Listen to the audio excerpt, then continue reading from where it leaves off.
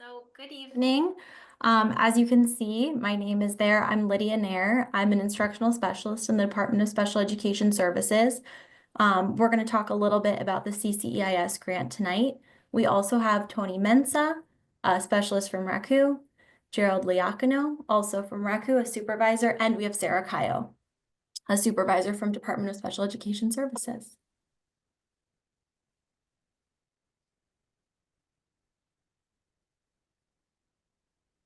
Thank you. So, while we were kind of sitting waiting, I was reflecting on planning this session, and Tony Mensa and I had a really good time planning this and putting this together because we enjoyed considering what would be most beneficial for you. And so by the end of this meeting, we hope that we've provided you with an understanding of how special education processes are protections for students and your role in some of those processes. If you have questions, we'd love for you to use the chat and we'll do our best to answer them. Thank you. So it actually came up in our beginning session. We touched briefly on disproportionality in special education. So my role is a coordinator for the Comprehensive Coordinated Early Intervening Services Grant.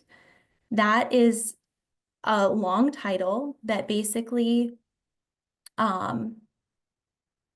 is a process from MSDE to work to correct disproportionality in special education.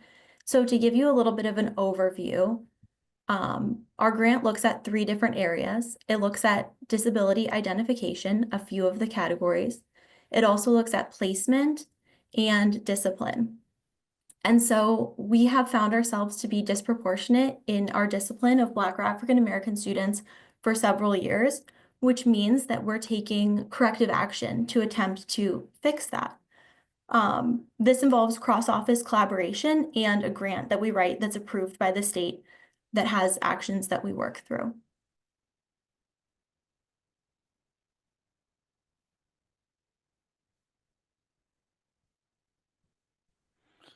So now we're going to talk about manifestations.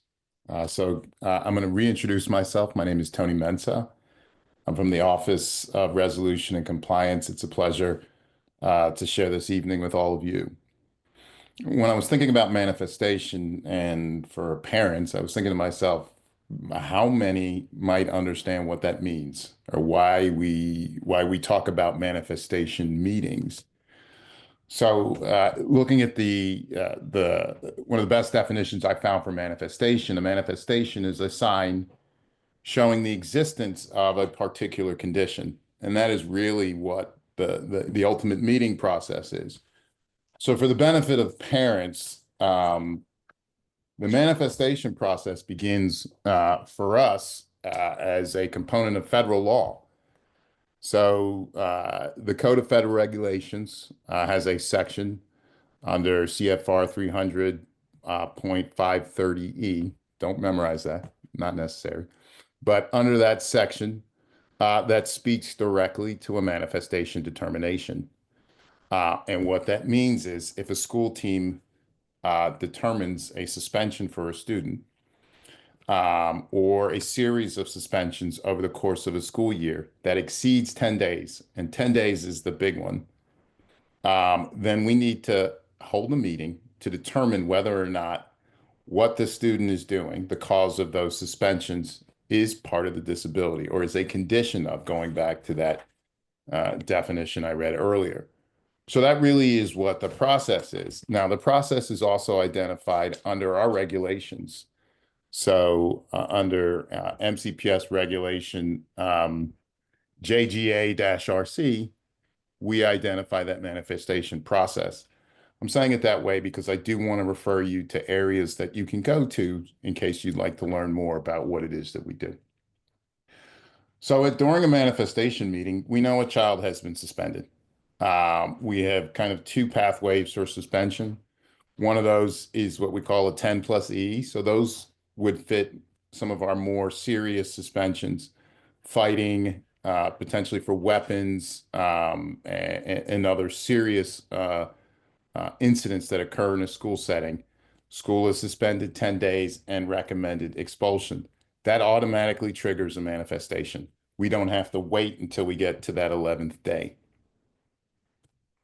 Another series of suspensions that we have is something called uh, a suspension that's cumulative. So a child has been suspended maybe 2 or 3 days here, maybe a couple of days there, but over the course of the year, that has accumulated over 10 days. At that point in time, as we get to the 10th day and then moving to the 11th, we would have a meeting. During that meeting, what we try to do is to determine, one, what the grounds of the suspension was. That is not contested at the meeting. But then whether or not what is causing that suspension is part of the child's disability. That is the biggest component of that.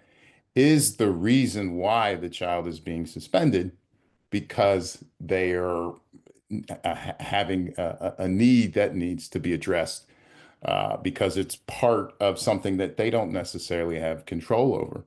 And so when we think disability, that really, I think, is the biggest factor. This is not something that a typical child does.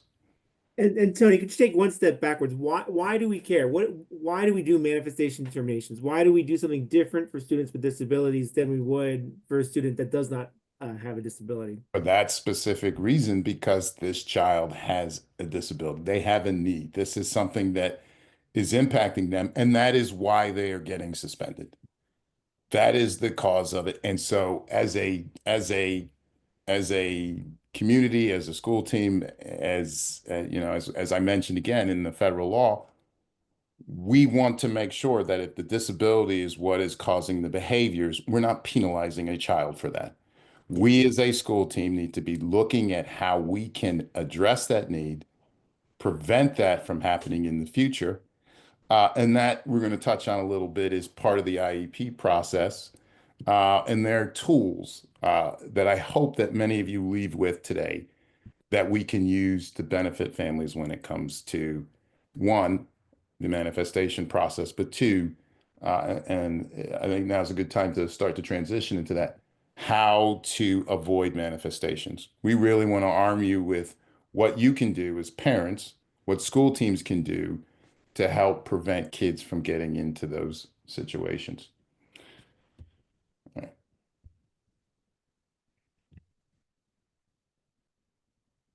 So how do we keep our kids out of the discipline process? We touched briefly on manifestations. How do we prevent kids with disabilities from getting into areas where they're getting suspended from school? And I think that really has to be the focus of our system is keeping kids in school and finding ways to allow them, one, to access the curriculum, but not to experience success in learning. The way that I like to start that part of the process is talking about early intervention. It's something you've seen in our slides. And what does that mean? Young children, and so we're talking about kids in kindergarten, maybe elementary school, may be experiencing certain things happening to them in the classroom. I like to think of a child who sits in a kindergarten class who can't sit still like some of their peers. And yes, that many kids in that grade may have some needs, but this child is different. And so what should be happening in a school setting is a team identifies potentially this child has a need, and there's a process we call the child find referral process where the team would schedule a meeting. Parents are invited to that meeting. At that meeting, information or data is presented to determine what the child is able to do, what they're not able to do, where they're struggling. And then beyond that, the team might determine that they need more information, and we need to do something called assessments. And that really is the focus of how we can gather information and what I hope you take from this in terms of how we can work on prevention strategies. There are two primary types of assessments that we use, although there are more, depending on the needs of the child. But the first I'd like to speak about is the psychological assessment. In a psychological assessment, we're looking at how children think, their cognitive abilities. And I'm not going to spend too much time in that, only to say that when we look at a child's cognitive abilities, that may provide some evidence of why they're struggling. If their abilities are low in certain areas or low across the board, it's going to make it harder for them to learn. And one of the things we know about children, when it's harder for them to learn, it may be harder for them to engage in the classroom, and that might be contributing to some of those behaviors. There's another type of assessments that we use for children through a psychological evaluation or assessment, and those are social emotional. And they're not specific to one type of test. There may be multiple tests, but what they look at is, are there emotions, are there behaviors that are impacting children? And to complete those types of assessments, we do, or a school psychologist will ask for parent participation in that. And I say it that way because it's important for parents who participate in completing what we call rating scales, or what may be called rating scales when you receive them, to complete that with honesty and fidelity, making sure we are providing accurate information to support the completion of that assessment. Because then what we can do with that psychological assessment is turn around and say, aha, these are things that we've identified as potential needs for a student. When you combine that with the other type of assessment, which is an educational assessment, where we look at students' abilities to read, write, and complete math, and if we see areas of need there, it makes it easier for us to turn around and say, this is what we need to identify. Yeah. This is what we need to support and need to address. And that's how we determine eligibility in our IEPs. So again, as part of the intervention process, the early intervention process, understanding, committing to assessments, completing assessments is very important. The last thing I'll say before I turn it back over to my colleague is, the one thing about assessments that I want you to also know, or testing, is that it requires a parent's consent. We cannot complete assessments unless you sign a document that gives us permission to do so. So I do want you to know that you have a huge say in the process as we go along towards trying to determine the needs of a child. And can you just reiterate who could conduct those assessments? Is Yeah. it who can and who can't? Yes, of course. So when we talk about educational assessments, the ed assessments are done by special education teachers. Oftentimes in schools, it'll be the case manager for the child who will come in. Once that consent is signed by the parent, child will sit down with that case manager, and they'll go through a test, an assessment. It usually takes, I would say, anywhere between 2.5 to 3.5 hours, depending on the speed of the child. There's some components of the test that are timed, others that are not. But completion of that gives us information about the child's ability to read, write, and math, and whether or not they need supports in that area. Thank The you. psychological, you're welcome. The psychological assessments are done by a school psychologist. And so they would provide once the assessment, the consent for assessment is signed, they would provide the documents to the parent, information to the parent if we needed rating scales to determine additional information to support. Thank you. So while those assessments are really required for every student to determine eligibility, when we talk about behavioral assessments, these are going to be more specific to individual needs. And so the functional behavior assessment is a process in which the school team will collect data looking at a challenging behavior in an attempt to determine the root cause of the behavior. Why is it happening? This is a process that they go through and then is presented to the team. Your role as parents is to contribute insight and ask questions. I often say the teachers, the psychologists, the school staff, they're experts on the process, but you are the expert on your child. So your input is really, really invaluable. Once the functional behavior assessment is completed, and we determine why the behavior is occurring, a behavior intervention plan is developed. This is a plan that attempts to address the behavior through a couple of different methods. But your role, again, is to be an active participant in asking for data and really understanding that data, asking it to be explained to you, advocating for consistent implementation, monitoring the way in which it's implemented, and collaborating on effective strategies, because ideally parts of the plan or the plan could be implemented outside of school too. So considering what works for you in real life as well. We talked a little bit about disproportionality earlier in this presentation, but in our county, we are also disproportionate in terms of Black or African American students having more functional behavior assessments and behavior intervention plans than the other racial groups. And so that's part of our corrective action. We need to understand why that is, and make sure that we're working towards a more equitable future for all of our students. So let me ask you about that, because I want to get to the hard issue and I want the parents to come on and share their experiences. I think we've heard a lot from decade to decade about those facts being facts, and they haven't changed. So corrective action to date has not worked. What are you doing differently? And when should parents expect to be engaged in and see different outcomes? That's a great question. And I mean, I think that is the question, right? Like this disproportionality in special education is something we've been looking at for a long time, and is something that will likely take years to solve. Nope, let me stop you. I'm going to stop you. Thank you, because that's the script. Kia, feel free to speak. Can I? That I'm going to tell you, this isn't the place where that's going to fly.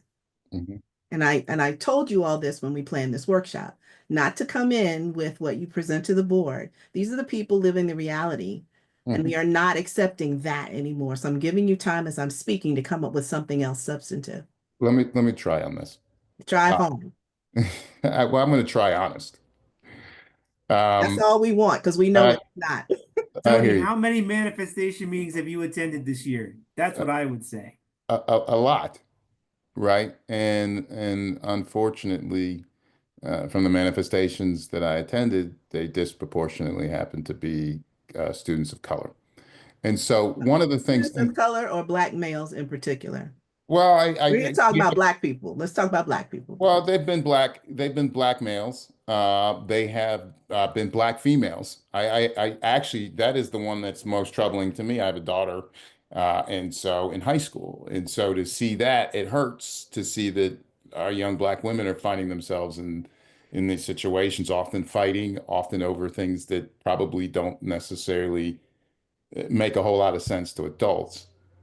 And I think this goes to really what the core component of our presentation is, which is we're finding kids when it's too late. We're identifying their needs when they've already gotten to the point where they're struggling. And that early intervention, I think, is our pathway to stop some of what we're seeing, some of these suspensions. We have to help children when they're younger, when we have the ability to focus and develop skills in them that allows them to have better opportunities as young adults. And so when Lydia was talking about FBAs and BIPs, is there in some instances and in some occasions, has there been overuse of that? Potentially, yes. I think that that's probably accurate. But I do think it's one of the ways, when done appropriately, to really help children, to really create a plan. Because what an FBA and a BIP is here. These are behaviors we are seeing. They're happening in the school setting. They're impacting a child's ability to learn.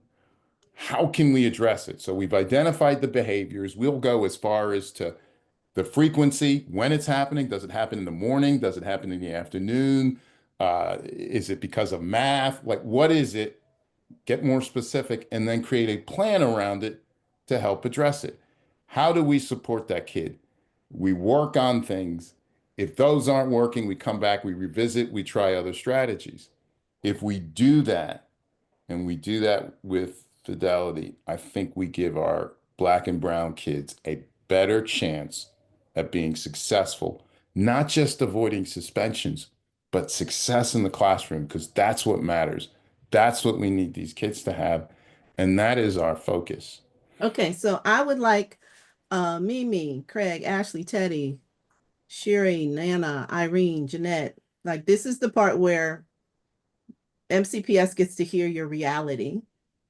Because I'm on chat with the other facilitators, and when we're having conversation on our phone about that's not really happening. I mean, that's the whole point of this, right? We wouldn't be having this, and you wouldn't have had 161 Black parents and guardians registered for this workshop if it was all going to plan. And so I want you all as the parents to come and share your reality, ask your specific questions. And I'm over here sitting as the aunt of a brilliant, twice exceptional young man with autism who had to leave MCPS because there wasn't a place.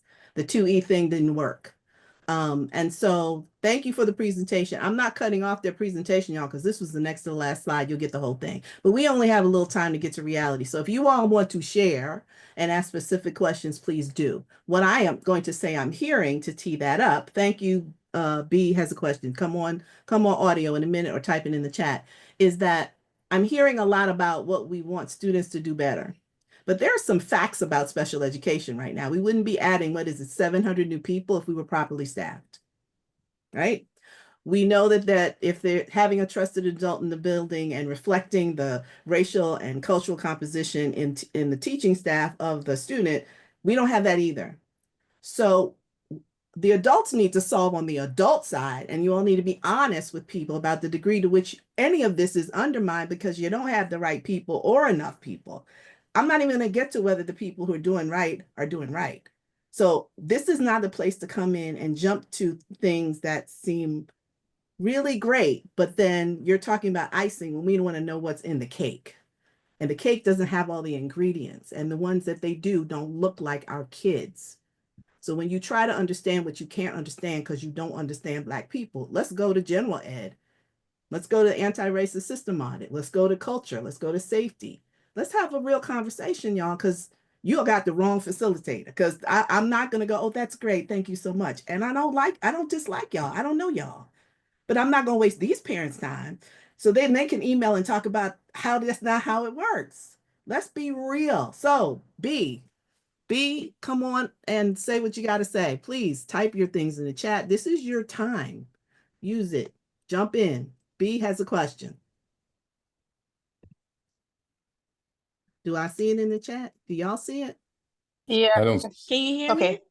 yes, Hello? we Go can. ahead. Oh, okay. So I want to try to make it quick. I don't want to take too much of time, but this kind of hits pretty much to an issue I recently had not too long ago, where I'm a single parent. I've been taking care of my daughter since but pretty much birth. She was a premature.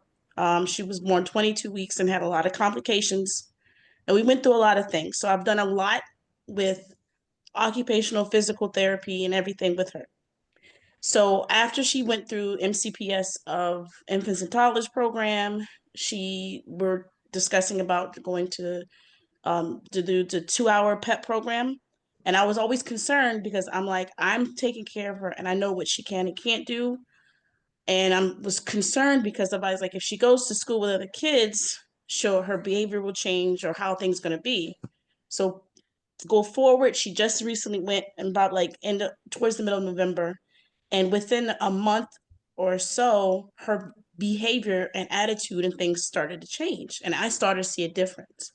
And I'm like, okay, something's wrong. I'm like, she can't get this from home because she's not exhibiting these things.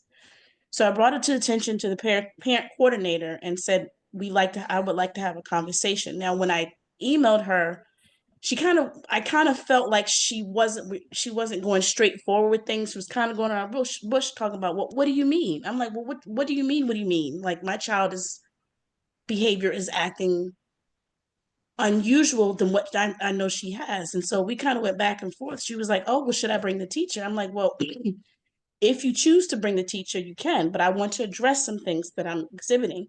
So move forward, we had a meeting, me and her and someone else in the room. And I explained to her, I said, listen, I said, I don't know how that room is, because as a parent, and maybe other parents feel the same thing, that fear of once you have your child go into that school, you have no idea what's going on. You don't know what takes place. And you have to think and feel like, okay, whatever the teacher's saying, I have to listen to that. I have to say, okay, well, they're in the classroom with my child.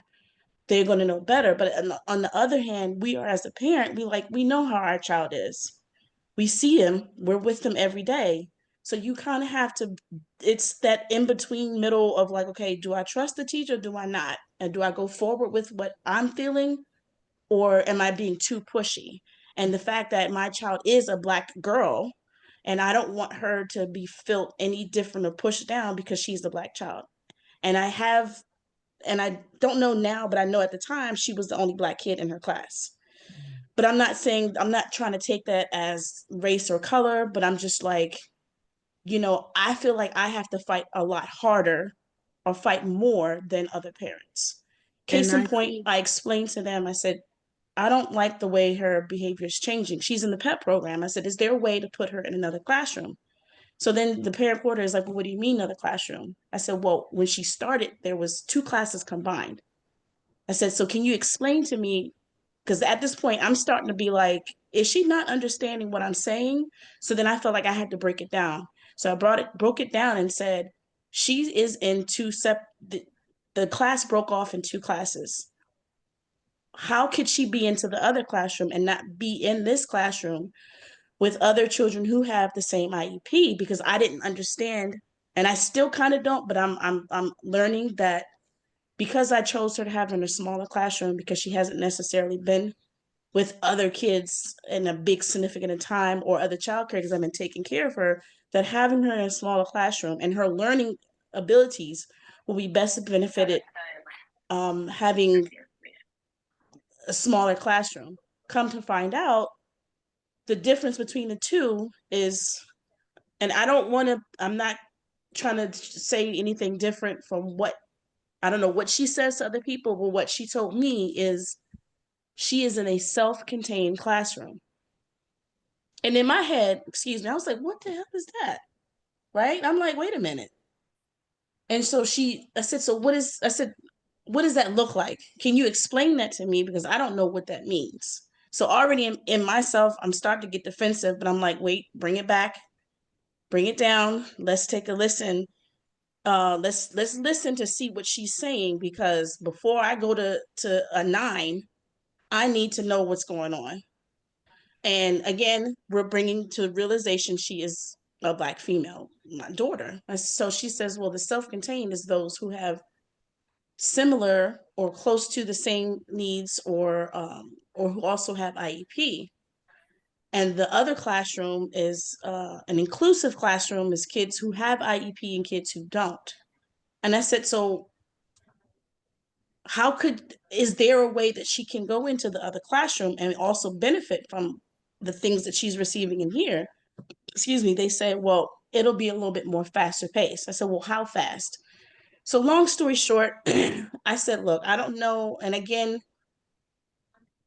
it's what is good is that if we all are aware and know what's going on, and maybe it was partially me, but because I felt like I wasn't getting anywhere. And as speaking to her, and I said, well, can she go in this classroom for a day or 2? The parent coordinator says like, oh, you're shopping classrooms. I said, well, I'm not trying to shop classrooms. In her mind is, well, let's see if she's going to be okay with this class. And then if it doesn't work, can we go back to that? And I said, well, excuse me, yeah, let me, I'm sorry to interrupt you, but I just, yeah, a lot of the themes that you're bringing up, if you look in the chat, everybody reading the chat, they yes, seem very similar, right? okay, So we have the question of First of all, people have immediate needs, and I need you all to respond to the immediate needs. I need you to Okay. be in the chat, MCPS people saying, call me tomorrow at 9 and I will work through this with you. That needs to show up in the chat for these Yeah. individuals. But And Miss B, That's number one. Number yeah, two, you've touched on a lot of there's a issues. lot of stuff there, and Yeah. and at the root is there's not an alignment between the understanding of the parent and their child and what's actually happening and being communicated or not being communicated. Now, we got Faye and Mimi also have hands up. I just want to know if those Faye and Mimi come Yeah. on So microphone. this is Mimi. Is this resonating with you, or do you have a different question? Because I'm going to let the MCPS people deal with all of it. So I Faye and have a Faye different first. Okay, go ahead, Mimi, question. and then Faye. Yeah. So my kids are still pretty young as well, but my question is that there's many things that I found out from a private advocate that I pay for that has made my kids get fantastic support. But I was just wondering, not everybody can afford that. Is there any way as a parent you can find out what's available without, having to hire someone expensive? Because when I first went to the first meeting without an advocate, they just said, well, this is what we can do. They didn't say we can do this or this or this. These are the options. Like, I didn't feel like, but when the advocate came in, she came in with so many options that I would never have known. So is there any way parents can get information about this so that when you're going into these meetings, you're informed and you're not having to pay $200 an hour for an advocate? I love my advocate. She's worth every penny, but should not be the way it is. Right. Agreed. Yeah. So that's all I So wanted to say. let's Thank you. hold that. I'm sure the MCPS folks are coming up with very pointed responses. Faye. I can share one resource that we do have within MCPS. For parents that have questions and want to better understand the special education process, Mary Beth Mansuranis, who you met in our large group session before we came into the breakout session today, is a fantastic resource for parents, especially, I mean, at all points in the process, but especially when you're beginning the process, to understand what is an IEP meeting, what's going to happen at this meeting, what are the different resources that are available within Montgomery County. She is not going to serve as a member of the IEP team, but she can provide resources and information about the process so that parents come into the meeting feeling more comfortable with an understanding. Thank you, Sarah. And Faye, get ready to chime in. What I think we're asking is a different question. Correct me if I'm wrong, parents. These are people who have already engaged in that process. And Mary Beth is only paid part-time. So that's how important her role is to MCPS. So you have a part-time person serving all of the parents with IEPs. Again, that's a reflection of how important it is for people to have a resource. Everybody can't call Mary Beth. She works part-time, she's not funded, and she's leaving, frankly. So I hear you, Sarah, but again, knowing more context than most people know, that's not an answer. So I'm gonna let Faye come on in. I can't hear you, you're on mute.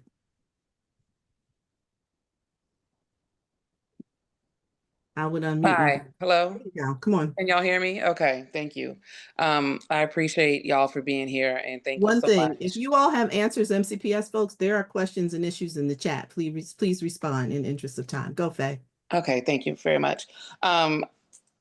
My name is Ariane Faye McBride. I'm originally from Texas. The first thing I want to say is Mr. Mensa said something that basically like the talking on the early intervention and saying basically like we're finding them too late. I just want to say first and foremost, it's never too late.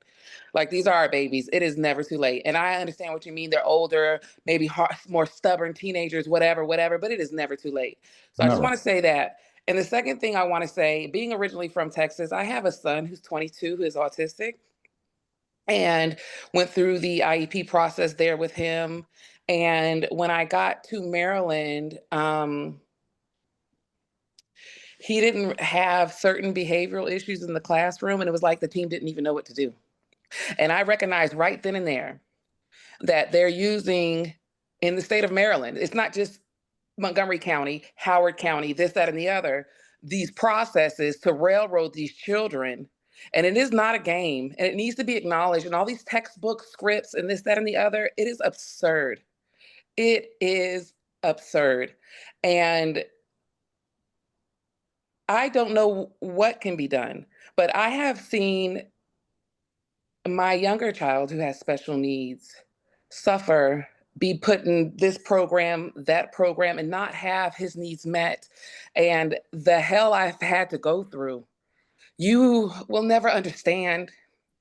And the hell these parents are going through, you won't understand. And you need to be more understanding and listen and learn, because it is so detrimental to families. And it is so important. It is so important that you are actually there and present, because let me tell you what happens. The wall goes up. The wall goes up. Sorry. Layla. The wall goes up. Everybody gets quiet. Everybody gets real quiet, real protective, because everybody, it's CYA time. You know what I mean? It's CYA time. It all happens. Then it's private text messages or whatever happens between y'all, but it's not happening in real life. It's not happening in the schools. And I don't know what can be done to fix it, but it is predominantly Black girls and boys. And I'm not saying that it's not other demographics. You know, we have to care more as a collective. We cannot afford to be stuck in whatever stage of grief we are as a people, you know what I mean? That we just gonna stay in denial, deny. We cannot. This is affecting our communities, our families, everything so much. And so I just wanted to say that, because when I hear Ms. B talk about what her daughter's going through, it reminds me of what my son has been through. Yeah. There are things that we experienced that y'all couldn't even imagine. That's how absurd it is. You just couldn't even imagine. So I just wanted to say that. And I know, everybody doing the best they can and this, that, and the other, but I just feel like we can all do better. And I just hope that we all advocate for change as best we can. So that's all I'm finna say. Ms. Davis, if I may, and I know my supervisor, Mr. Lockner, wanted to share some information about our office, the Office of Resolution and Compliance. And so, I mean, that is an area you're asking for where parents can turn to when they have concerns and they think that things are not necessarily going the way they should. They should reach out to Raccoon, because it is our job to make sure that their voices are being heard. It's our job to make sure that their children are being protected. So if you're asking for where parents can go, they can come to us. The second thing I will share is I do hear you, Faye. Um, and B, I hear you. Um, both as a parent and working in the system, I understand. Let's be honest, the system sometimes doesn't necessarily treat every child the same way. And that's the reality that we face.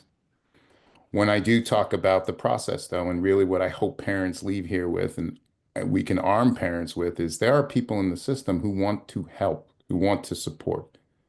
I think the Office of Special Education is made up of many people like that, who are passionate about children of color. And when I talk about the process itself, I have a child with an IEP, and I'm being personal, and I have seen how getting support through an IEP can make a huge difference in his life. He was someone who couldn't read, and then through the supports and interventions that were provided to him through MCPS, he read at his 5th grade promotion in front of parents, in front of his classmates. It was huge. And I mean, for me, and being able to experience that was I mean, it meant the world. So I do think that, yes, I mean, our processes work when we do them. And when parents are involved and when we have the opportunity to support parents, we can make an impact. And so for Faye and for B, if there are issues that you're experiencing, contact us. Let us know. They're in the chat is our website. Our telephone number is in the presentation. Call our office. Let us help you. Thank you. And that's what I would say, that, my philosophy with the resolution compliance unit is that we may end our conversations with parents still not agreeing. Um, but every parent has the right to be heard. And I also have a kid with an IEP in a district where I was the attorney representing. I tell people this all the time. I literally represented the folks at these IEP team meetings in court, and they make silly mistakes that even I feel like I am not an equal participant in those meetings. Um, and so I get it. I mean, we don't know your stories, and we can't pretend to know exactly where you're coming from, but we do live in this work. Like, everyone in our unit um, has devoted their lives to improving the outcomes for children with disabilities. And we may disagree about how we get there, but everyone that I work with um, cares about those kids, and wants the best for them. And so I wouldn't, we are not going to be able to solve the issues that you've raised tonight, but I would encourage you to reach out to us.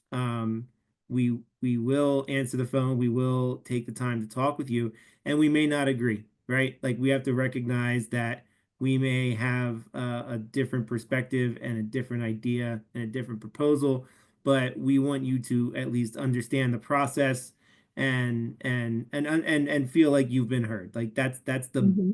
bare minimum that we can offer you as a school system.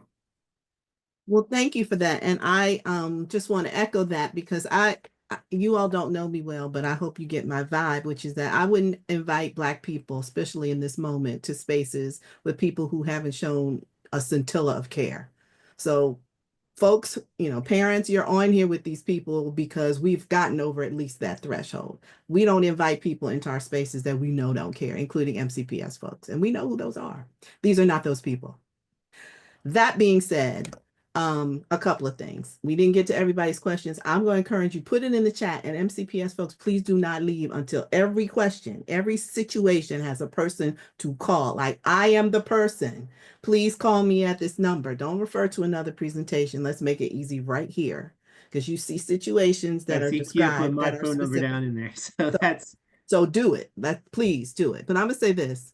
I need I'm going to pick somebody for this lovely book that you're going to get. And I'm just randomly making a selection before y'all even said anything. So the person I chose was Jeanette Sierra.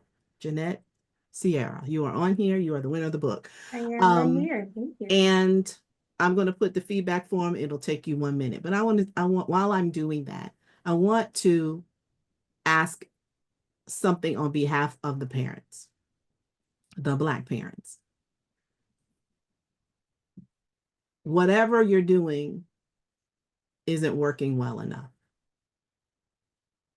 That's the place to start the conversation and to co-create, not solve over here and then we'll let you know what the grant said the outcomes were.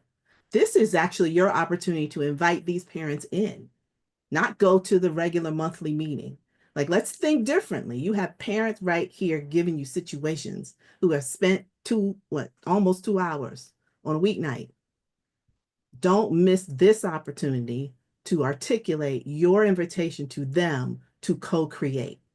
I'm going to now leave the floor open for you to do that. And I'm not trying to be insulting. I'm not against you, but these are the things you say you stand for as MCPS. Flip the script. You said parents know their kids better than you do. They're right here. What would you invite them to do while I go get the feedback form? Your floor is yours. And parents, what would you like to be invited to do? Not to tax your time and not to get free labor, but to be able to make things go better than they have been, particularly around this area of disproportionality. I'm gonna get the feedback form. Somebody go. Kia, please feel free to facilitate. Thank you so much. Kia's just trying to keep her voice there. I know you are, but go ahead. Good evening, everybody. I'm the director for the Department of Special Education Services, and I think Val made it very clear that we were excited, and we've worked very hard to make sure that this comes to you.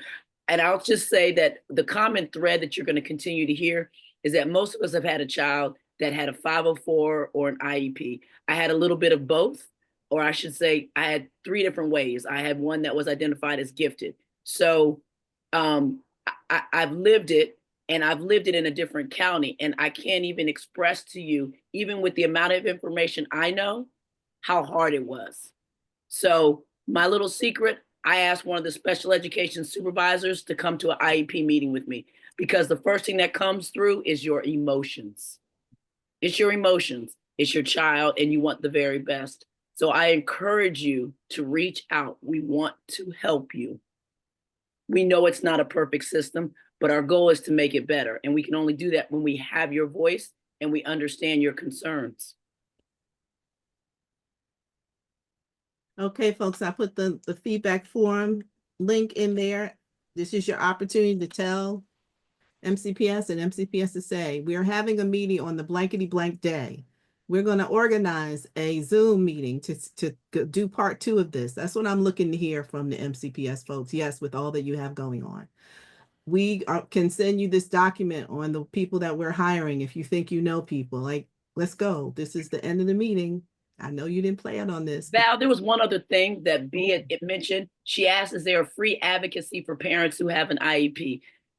Advocacy means a lot of different things. So I wasn't entirely sure what she meant, but I would tell you that you can have a conversation with the instructional specialist, or the supervisor, or me, or any of the people that are on this call if you have questions.